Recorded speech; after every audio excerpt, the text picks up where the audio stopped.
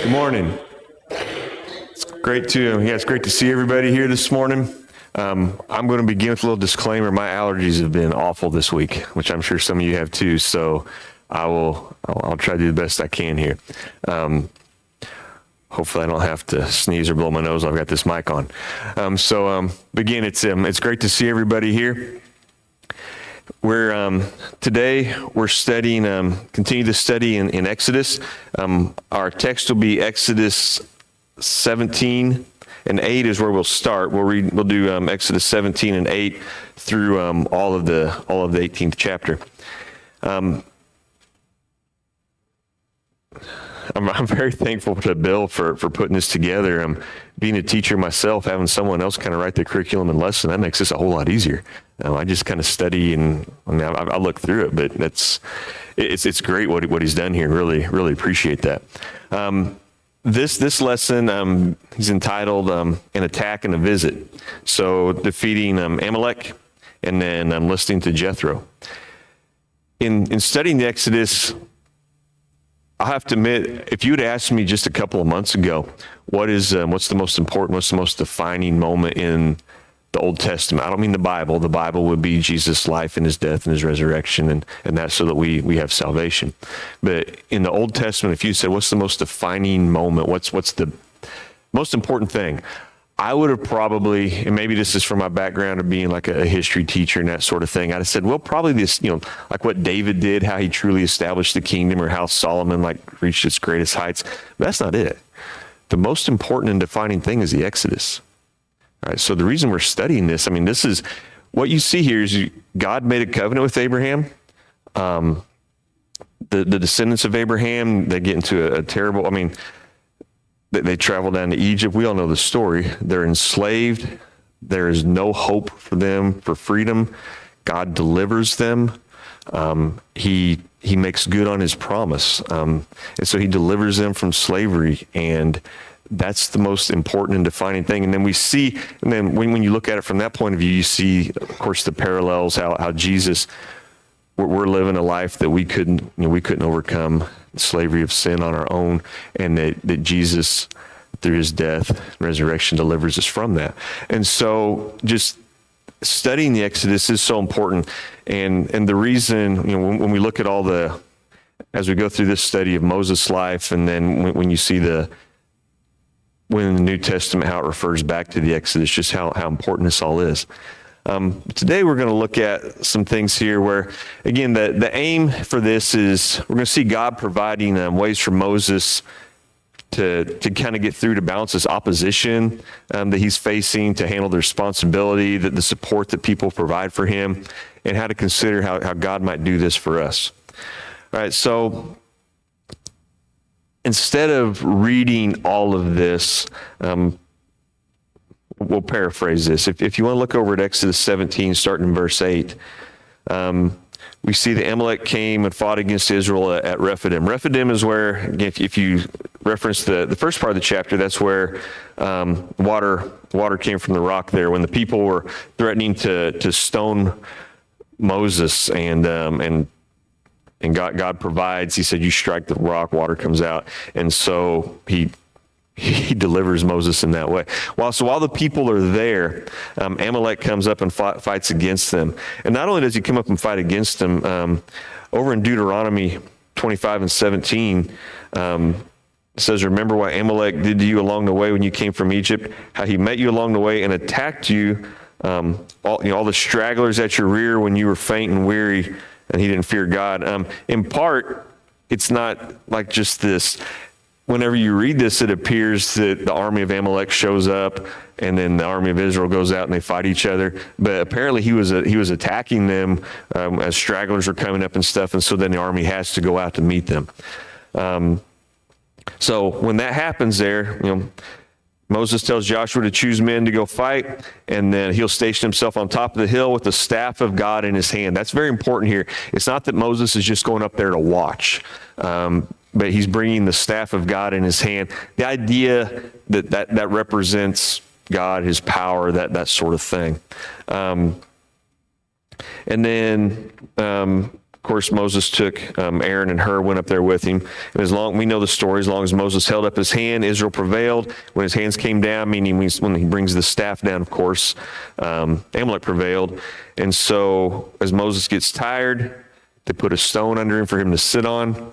When he can't hold up his hands anymore, Aaron and Hur support his hands. They hold his hands up, and then Israel's victorious.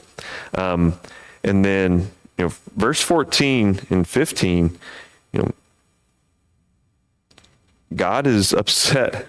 I think because Amalek doesn't fear God, because Amalek feels like they can do this. And it says in verse 15, the Lord has sworn, the Lord will have war against Amalek from generation to generation.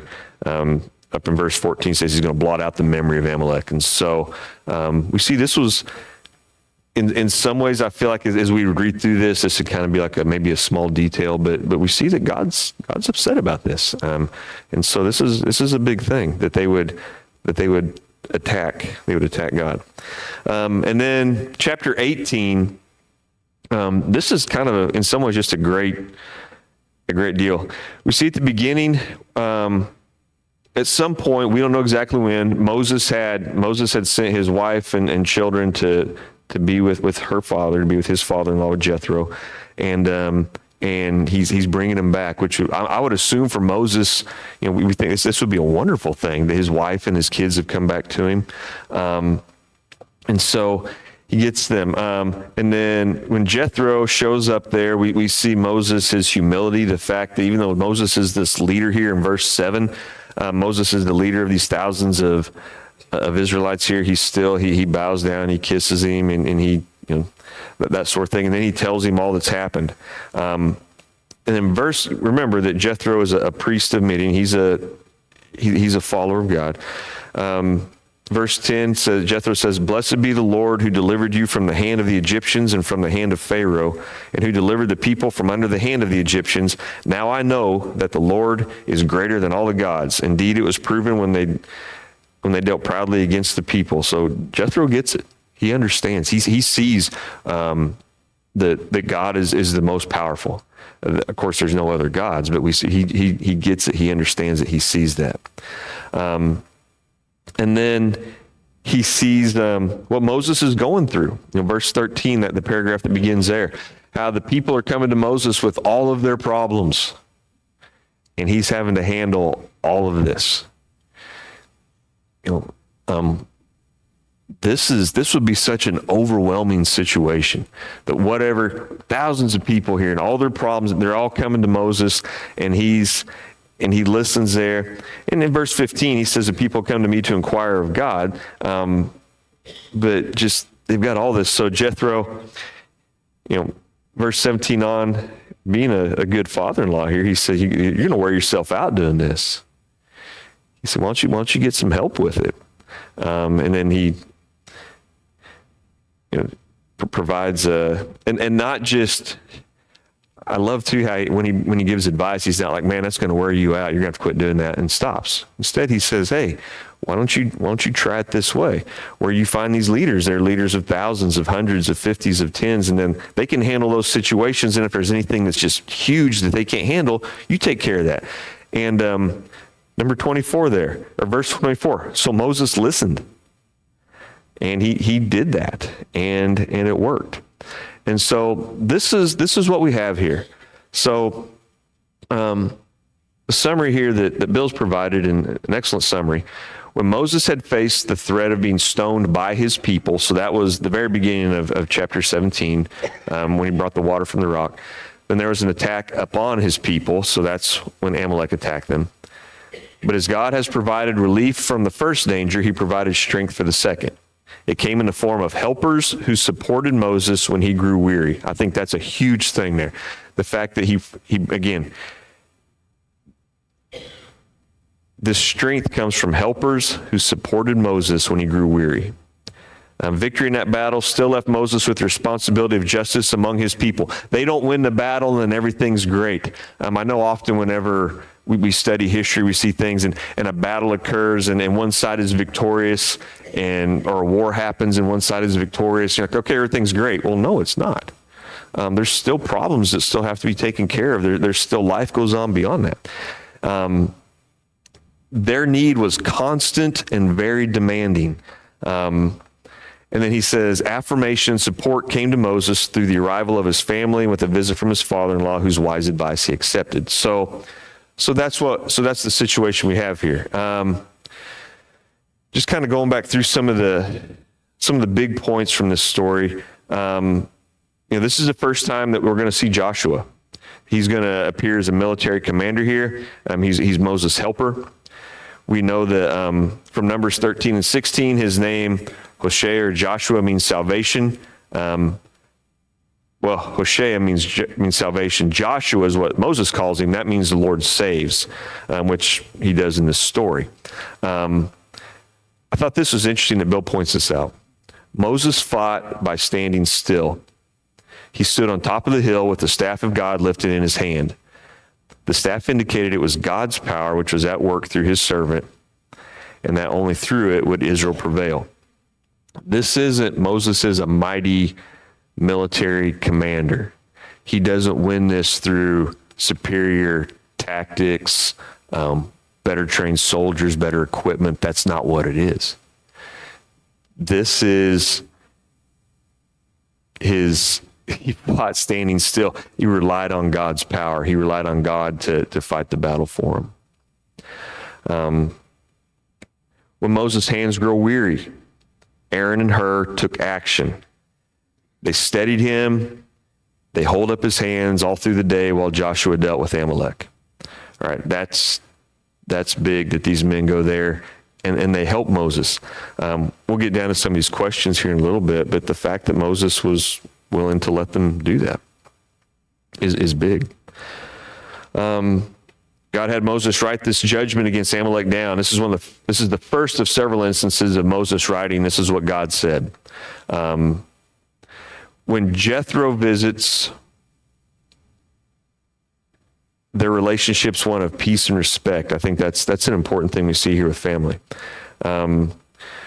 Said at some point Moses had sent his wife and kids away probably for their safety, and so we don't know that for sure, but trying to read between the lines there, that's not necessarily a Bible thing, just trying to read between the lines on that. And then his boys return. One of them, Gershom, his name means I have been a sojourner, and Eleazar, God is my help. We see today, I know we don't do that same sort of thing with names, but back then that would be a big thing. And we see that Moses had been a sojourner when he traveled to Midian and traveled around there and that sort of thing. Then he goes back and gets his people. And then God is my help. And we see how much Moses relies on God. We see Jethro, again, as we read before, how he saw what God is. He rejoiced in how the Lord had delivered the people. That's, I guess I didn't read that, but in 18, verse 9, Jethro rejoiced over all the goodness which the Lord had done to Israel. I think that's awesome to see that it wasn't just that he doesn't show up there and he's happy that his daughter is married to the guy that's leading Israel. That's not, you don't see that. He may have been, I don't know, but you don't see that here. What you see is he recognizes, wow, what God did and how God delivered and the plagues and how all that played out. And that he sees the meaning of the plagues and he sees what is going on here and how powerful God is. I think that's that's huge that he recognizes this. Because, I mean, guys, let's look at this from a worldly point of view. He could be like, all right, well, my son-in-law just won this battle. My son-in-law is a leader over all these people. That's not what he's doing. He sees God at work in all this. I think that's a big step there. That's a big thing that Jethro sees and understands that. And then when he sees what's going on here, he observed this heavy responsibility that Moses bore as the people brought Moses all their disputes. That Moses is constantly hearing them out. He's seeking the will of God for them, deciding between them, and making known the statutes of God from these cases. Moses is doing great work here. I feel like maybe when I said that before, maybe I was a little negative in that Moses isn't doing anything wrong. He's doing an amazing thing by doing this. I mean, he's taking on all this responsibility. He's seeking to help. He's seeking to try to pass on the statutes of God and help the people. He's not being selfish or anything like that. He's taking on a massive responsibility and trying to do what's right. That Jethro sees here, it's not good for Moses to bear this alone. He advised Moses to continue to represent the people before God, to make God's ways known to them, and to hear every great matter. But again, as I said before, to have others help him in the smaller matters. And then on Bill's little outline here, number 6, Moses listened to his father-in-law, followed his advice, and it resulted in a workable and faithful way of dealing with this practical problem. I think that's that's an amazing thing. So, some questions we have here, and please speak up on this. Number 1, what challenges was Moses helping his people face in these 2 stories that we are also likely to meet? So you can tell me both, or what's a challenge that Moses was helping his people face in these 2 stories that we too are likely to meet? Yes, sir. Overcome an enemy that's in constant pursuit. Okay, helping overcome an enemy that's in constant pursuit. So things in our life that there's just constantly. There's, when you say the enemy, it can be sin or care, whatever that is, that's constantly in pursuit of us. And we see, God helps him to overcome that. That's an excellent point. Any other ones? Again, any challenges that Moses was helping his people face that we would see parallels in our life today?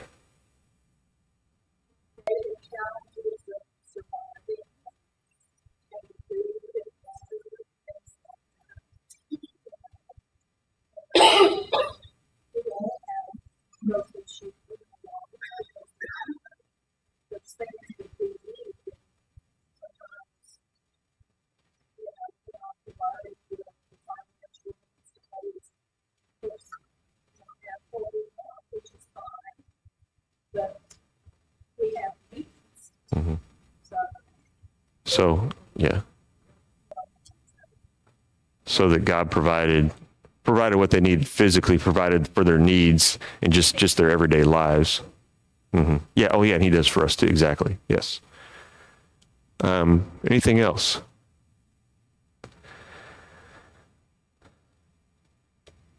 I know we're probably not going to fight many battles in a physical sort of way like this. But yeah, I mean, they're going to be, like Ron said, there's going to be those things that, and look, this snuck up on them. Like we said from Deuteronomy, they snuck up on them when they were struggling, and so we'll have things like that happen that we have to face. And again, I think too, a problem sometimes can be seeing the Lord at work. These people, they made it out of Egypt. Things are still hard.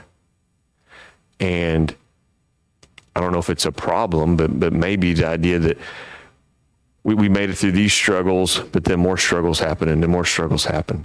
And to see God's hand sometimes in, hey, he got us this far. He got us through that. And Jethro sees that. He sees that God helped you through all that. God got you through all that. There's that. Okay. I was Yes, sir. say that Yes, sir. overcome fear also. What's that? I said we can overcome fear also. Okay, overcome fear.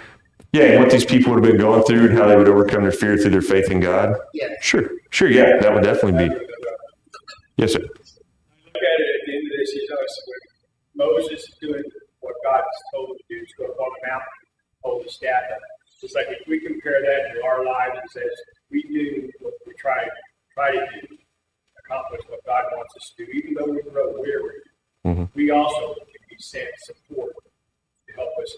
Yes. Do what God has told us. Yeah, whenever we're weary, and we'll get to that. That's an excellent point. Yeah, that whenever we're weary of doing whatever it is, that God will help. God will send support. He'll help us through in some way or another. Yeah, and through that He will send support. He will help us along. All right, number 2 here says, notice that in both cases, Moses bore the responsibility of representing the people's need before God.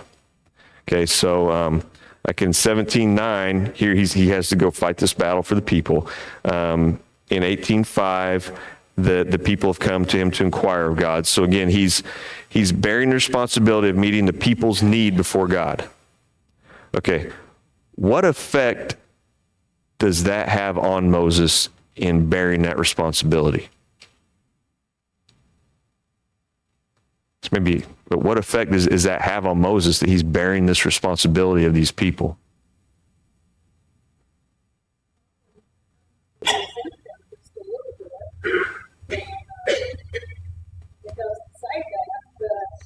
In human terms, if we've got too much responsibility, we're going to be stressed. Mm-hmm. And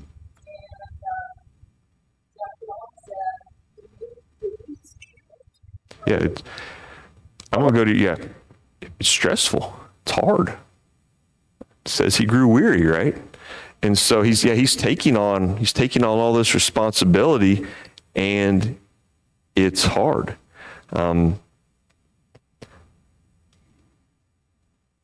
I don't know about you all. When I was younger and I would study the Old Testament, Moses was I just imagine almost not superhuman, but this guy that just kind of rolls through everything. And God says, just do this, and you just do it.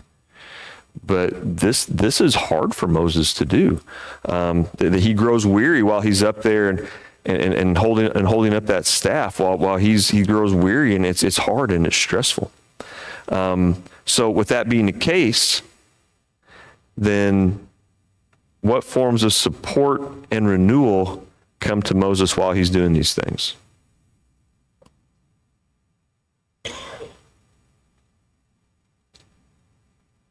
So first of all, go ahead. Yeah. Mm-hmm.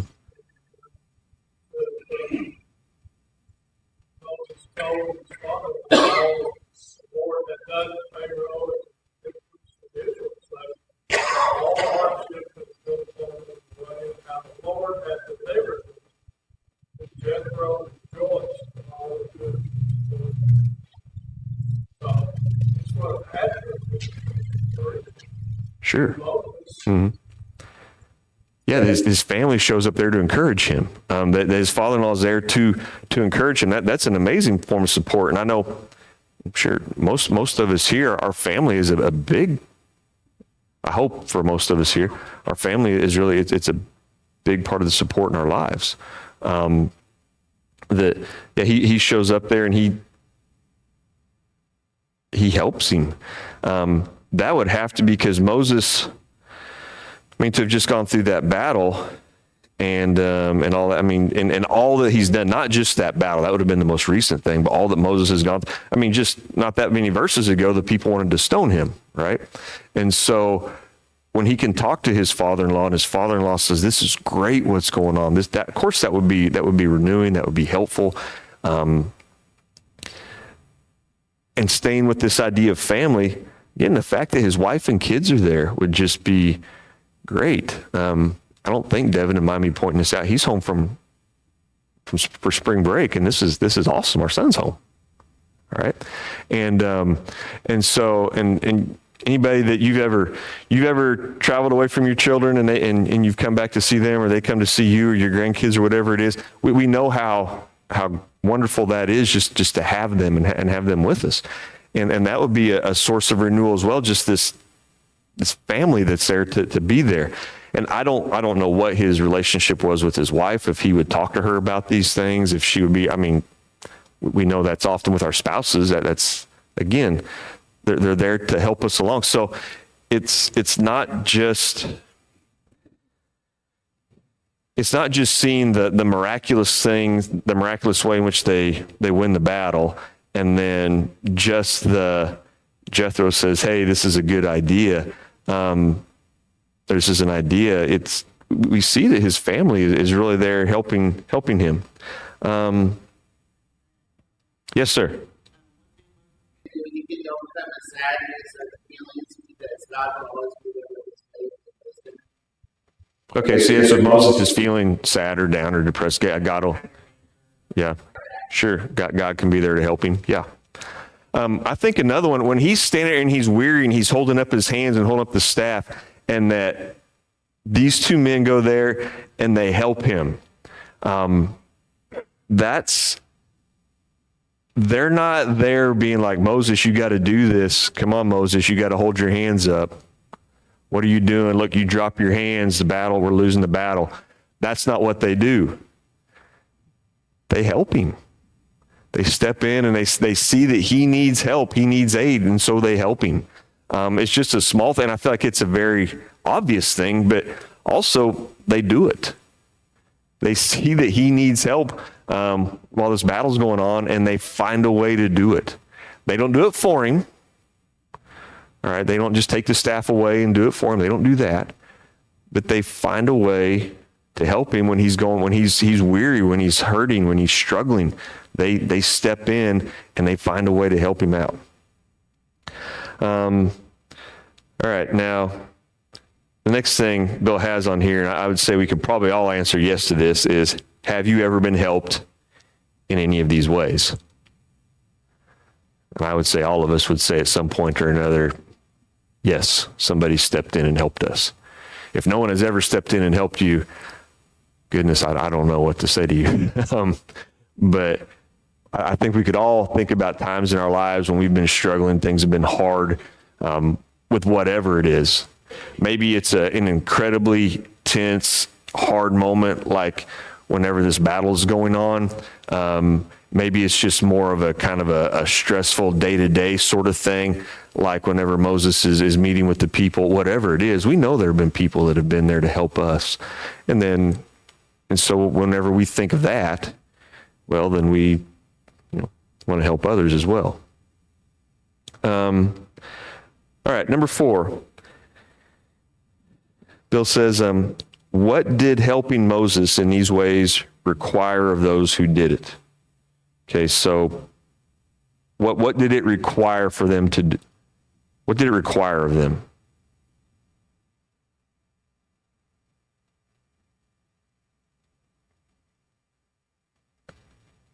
What did they have to do?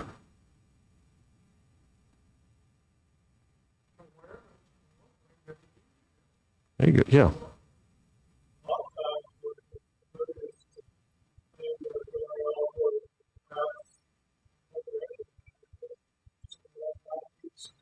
Mm-hmm.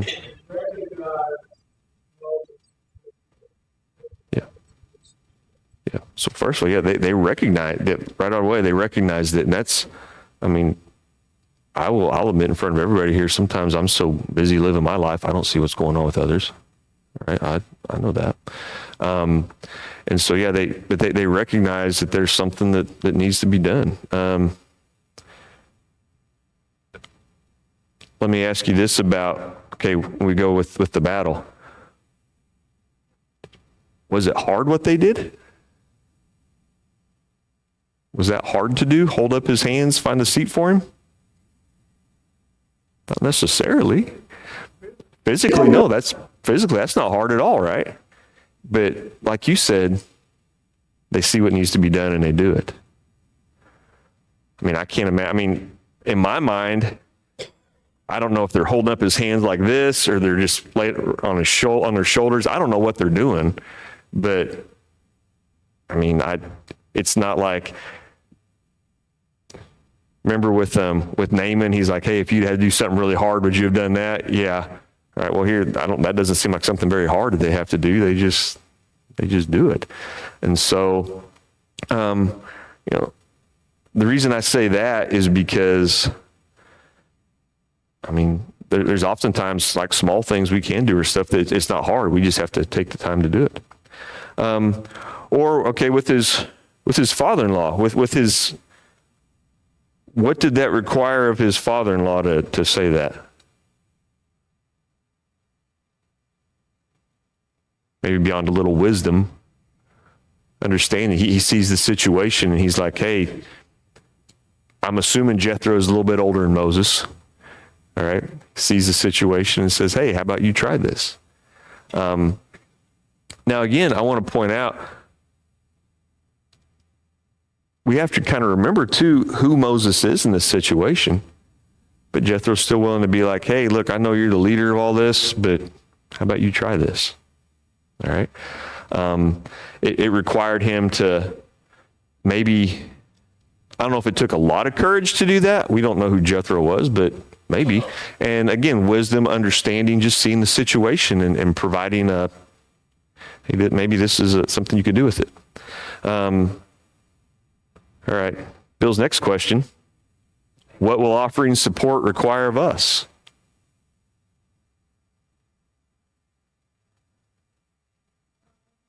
Time. Time's often a big thing. It's true. I feel like in our lives today in American society, time is one of our most valuable assets. It's one of the things that sometimes it's hard for us to give our time. That's true. And so it will require, if we're trying to support someone, do something, it'll require our time. All right. Anybody have anything else? Effort. Yeah. We have to actually put forth the effort to do it. Yeah. To want to do it, to go out there and actually help.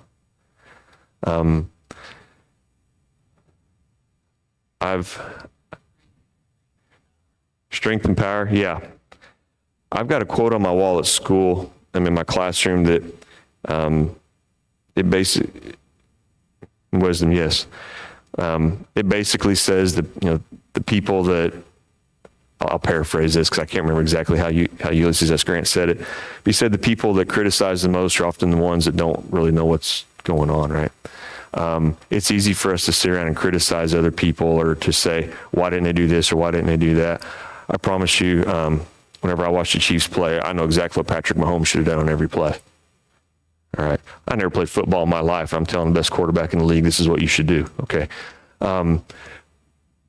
But when we truly offer support, yes, we take the time, we make the effort, we use our wisdom, we use that, and we do it. And so I know it's all very simple, but sometimes that can be the hard stuff to do and to recognize, Jethro sees this, he recognizes you need help, you need to do something. I don't know if anybody else around there recognized that. Maybe they did, but Jethro's the one that says, hey, you got a problem here and this is a possible solution. I don't know if the other people are there. It's like, hey, Moses is there. We go to him. He handles this. I don't know. But here's someone that he recognizes this. He looks at the situation and says, hey, here's a possible solution. All right. Now, number 5 here. Now, this would be, for some of us, not necessarily me, right? But for some of us, what does Moses' openness to someone holding up his hands or advising him how to do things tell you about him as a person? What does that tell you about Moses as a person? And then we can apply it to ourselves. What does that tell you about Moses as a person? Sure. What does Moses' openness to someone holding up his hands or advising him how to do things tell you about him as a person? Yes, sir. Truly wanted to do the right thing Mm-hmm. for God. And he was willing to listen to advice change the way he's doing it, if that helped him do that, take it right. Right. Look at several instances in Moses' life where he got bad advice, and then this instance where he got good advice. And he had to filter that on what he thought God wanted, responsibility to give him. But he ultimately would take that advice and change, which is a huge thing for a leader, willing to change their direction. Right. He wants to do what God wants him to do, and he's willing to take advice. That's the humility that's there and to see he's doing this, and to change, to be willing to change, to do that. That's big. What happens if Aaron and Hur offer to hold up his arms and he says, no, I've got it? We know what happens. They don't win, right? This is an individual that, he has that humility to allow people to help him. He has the humility to see that I need to change this. Okay. Yes, sir. Good understanding of his weaknesses as well. You see it throughout Exodus. He's not a good talker. He can't hold his arms up all the way. He can't pass out advice to everybody without tired. So he understands that he has those weaknesses. He's open to help and support from people that surround him. Right. If you couldn't hear, he said he understands what his weaknesses are. Where you say he wasn't a good speaker. He can't hold his arms up all day, or he can't continue giving this advice, and so he's willing to receive that help. He's willing to do that.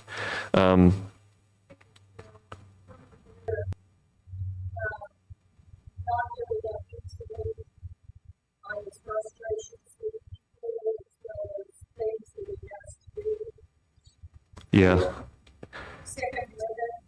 Yeah, he does. That's true. He does have some perseverance, even when he gets frustrated with them and all that. And yeah, that's true. He does show that sort of thing. Now, whenever I see that, okay, again, if I on a personal level, sometimes it's hard for me to take advice. I don't know if any of you are that way or not. It can be hard for me to take advice. It can be hard when someone says you're doing this wrong, or hey, maybe you ought to try. It's hardest for me if someone says, hey, you're doing this wrong. All right. But Moses in this instance, in 18 with Jethro, he doesn't just say, he kind of comes out and says, Moses, you're not handling this very well. Yeah, and Moses was open to that. And I know this is kind of more like maybe life advice than, we can do this. We can apply this spiritually, of course. But if someone recognizes that you're not doing it right, and they've got to hey, maybe this is a better way of doing it. Have a lot of trust and confidence in follow all the preaching video. Sure. Someone that's saying, it's too much. Right.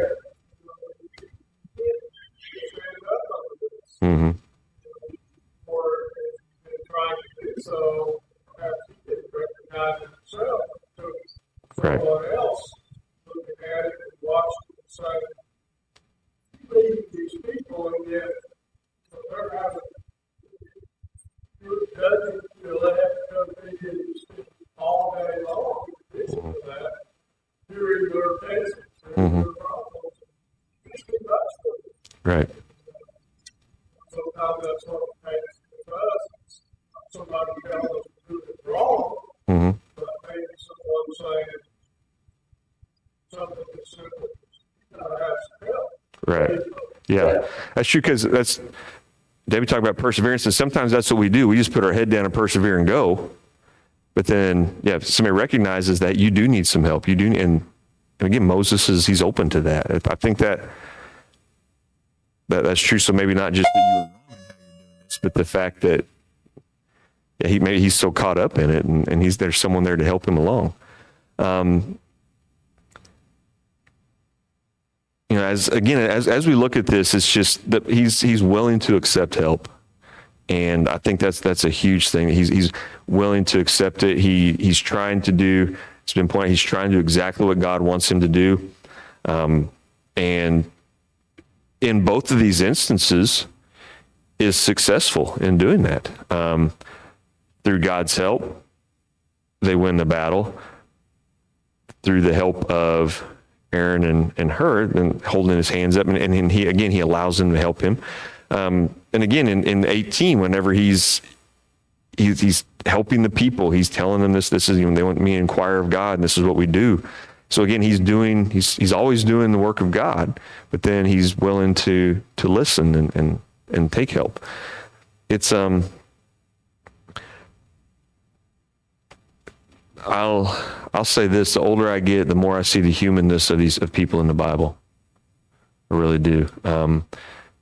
You see the humanness of Moses and how hard this was. You see that they're not just like I said, in my mind, especially when I was a kid, anybody that was in the Bible, they were almost just kind of this superhuman hero. And that's, we see they struggle. We see they have hard times. And yet in this instance, through the help of family and others, and then of course, through the help of God, they're successful. They're successful in what they do. And so, again, we see God providing these ways for Moses to handle these situations, the responsibility. We see that the support that comes, that God providing those ways for that to be there. And of course, I think we pointed this out, how we can apply this in our lives as well. All right, does anybody have any other questions, any other comments?